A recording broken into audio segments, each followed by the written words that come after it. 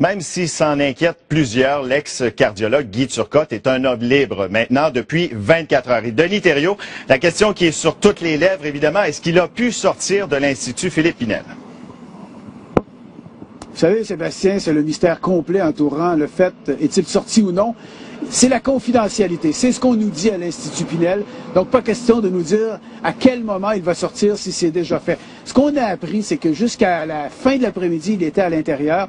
Mais pour la suite des événements, eh bien, on ne le sait pas. À quel moment doit-il sortir? Dans quelles circonstances ça doit se faire? Ce qu'on nous a dit, c'est que c'est le personnel soignant et lui qui vont établir tout ça. Chose certaine, sa libération a fait réagir le sénateur Pierre-Hugues Boisvenu et le gouvernement conservateur qui songe à modifier des lois pour éviter que pareille situation ne se reproduise. C'est pas normal qu'une victime comme Mme Gaston vive dans la peur des mois et des mois en sachant qu'une commission de santé mentale prend des décisions souvent basées plus sur le droit du criminel à reprendre sa liberté que le droit des victimes à être en sécurité ou la population en général d'avoir le risque le plus minimal possible lorsqu'on remet ces gens-là en liberté. Donc, ça nous donne la preuve qu'il y a encore des choses à changer dans notre code criminel, il y a encore des choses à modifier.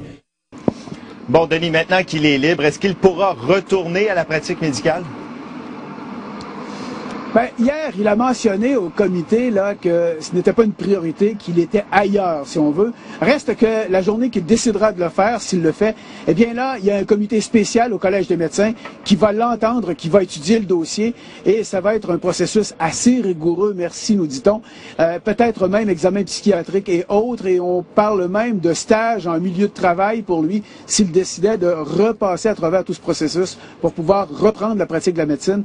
Mais à ce qu'on a compris hier, Sébastien, on est loin de la coupe aux lèvres. Il y a d'autres priorités à ce qu'on a pu comprendre avant d'en arriver là. Merci beaucoup, Denis.